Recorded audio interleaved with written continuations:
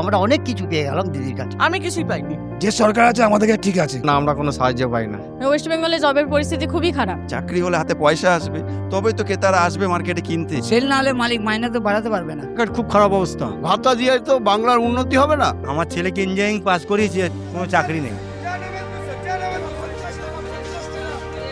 কলকাতা শহরের অন্যতম প্রাণকেন্দ্র গড়িয়াহাট। সারা দিন এখানে হাজারো মানুষের আনাগোনা লেগেই থাকে।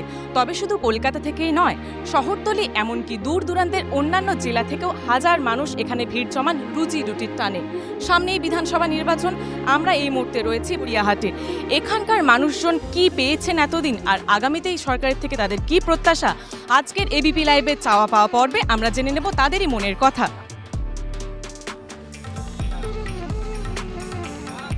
পাওয়া না পাওয়া এটা তো সর্বদাই থাকবে। আমাদের যেরকম সেটটা একটু ছোট করে দিয়েছে, সেই ছোট আবদার করে দিদির কাছে রিকোয়েস্ট করতে পারি যে দিদি একটু যদি সেটটা একটু বাড়িয়ে দেওয়া যায় তাহলে আমাদের একটু সুবিধা হয়। দরকার ছিল কিন্তু কিছুই করে না। এমনি টিনের সেট ফেট দেওয়া আছে, ওইগুলো একটা টিনগুলি ফুট হয়ে গেছে, জল পড়ে।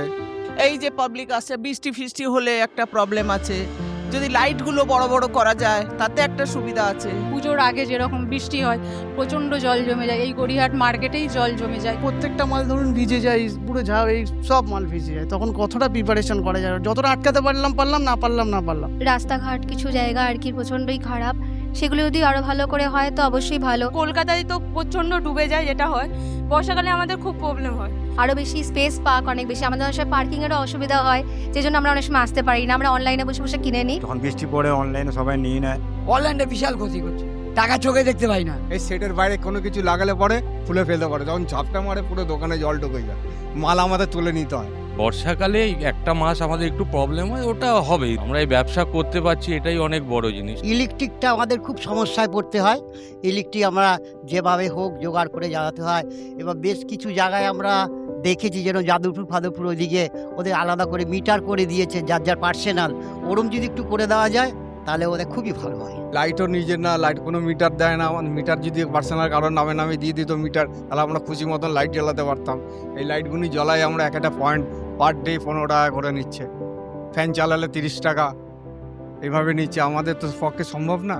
রাস্তার ফুটপাতের অধিকাংশটাই যেটা হকাররা দখল করে রেখেছে, তার জন্য কিন্তু আমাদের ব্যবসাতে বা পথচারীদের যারা পেডেস্ট্রিয়ানস তাদের চলতে ফিরতে অসুবিধা হয় এবং এখানে একটা সমস্যার সম্মুখীন হতে হয়। আগে প্লাস্টিক একটা বাইরে লাগিয়ে কিছুটা আমরা গার্ড করতে পারতাম, সেটা আমাদের এখন বন্ধ করা হয়ে সুবিধা হচ্ছে। শুধু আমাদের নয়, পথচারীদেরও সুবিধা হচ্ছে। আগে যেটা গ্যাঞ্জাম ছিল সেই গ্যাঞ্জামটা মুক্ত হয়েছে। মাঝে সাঝে পুলিশ এসে পুজোর সময় হয়রানি করে, সেইটা মনে হয় বন্ধ করলে আমার মনে হয় ভালো হয়। আমি গ্রামে সার্ভিস করে এসেছি, সেখানে একটার পর একটা চোখের সামনে স্কুলগুলো বন্ধ হয়ে যাচ্ছে।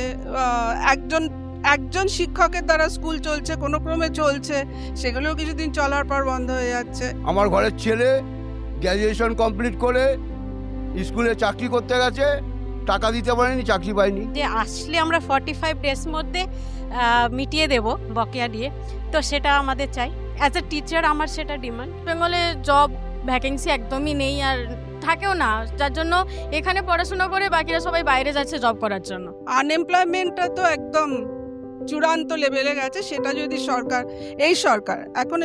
বর্তমান সরকার যদি একটু দৃকপাত করেন তো খুব ভালো হয়। আমার ঘরের ছেলে কাজ পাচ্ছে না, হতাশা। পয়সা নেই, শিক্ষা পাচ্ছে না, হতাশা। মানুষজন কিন্তু নিজেদের মতামতটা প্রকাশ করতে মানে ইচ্ছা থাকলেও করতে পারছে না।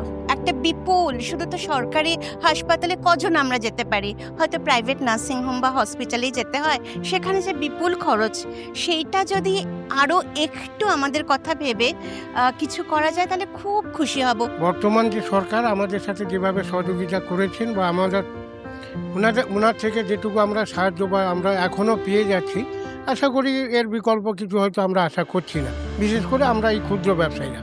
নতুন সরকারের কাছে চাইবো যাতে প্রতি বছর যেরকম টেট হয়, পরীক্ষা হয়, নিয়োগও যেন হয়, সেটা স্বচ্ছভাবে যেন হয়, যাতে কোনো করাপশন না থাকে, কোনো দুর্নীতি না থাকে।